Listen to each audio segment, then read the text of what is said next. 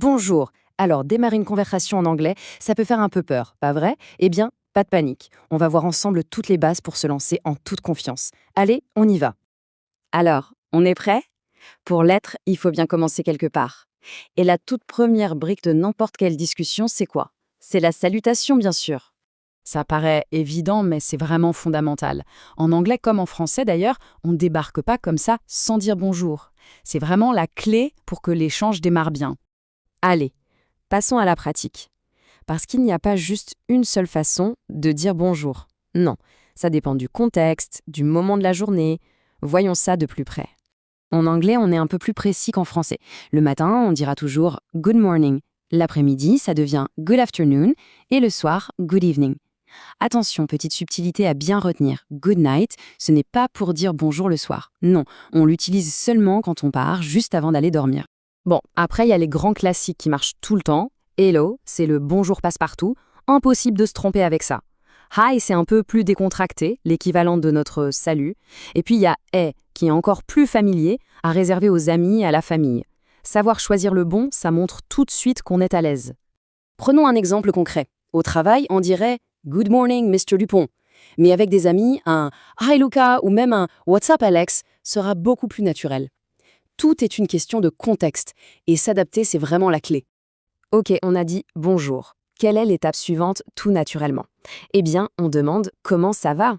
C'est ce qui lance vraiment la conversation. Le plus connu, c'est How are you? On entend aussi souvent How are you doing? Qui est peut-être un poil plus chaleureux. Et avec les potes, il y a le fameux What's up, qui veut simplement dire quoi de neuf. Et pour répondre, pas la peine de chercher compliqué. I'm fine, thank you. C'est la réponse polie par excellence. I'm good, thanks, c'est très courant aussi. Ou plus simplement, on peut dire I'm okay ou not bad. Voilà, la conversation est bien lancée. C'est le moment parfait pour faire connaissance.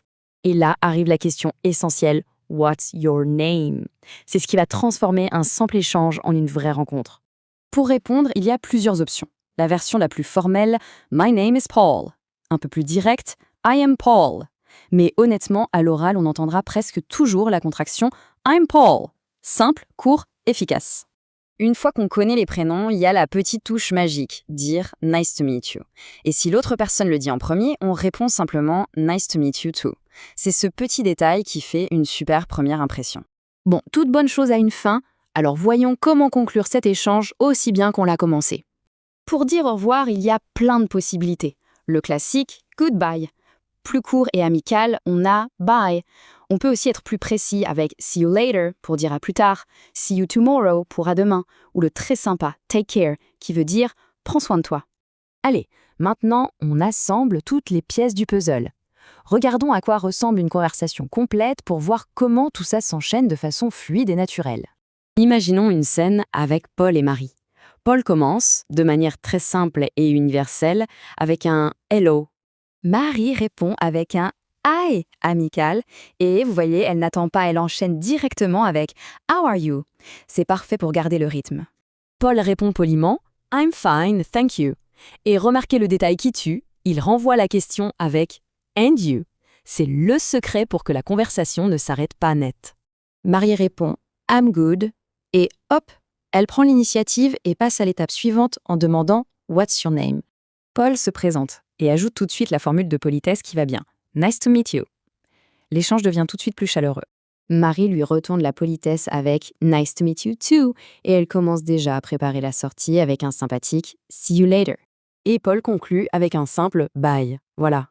C'était fluide, poli et ça suivait une structure super claire. Une conversation parfaitement réussie.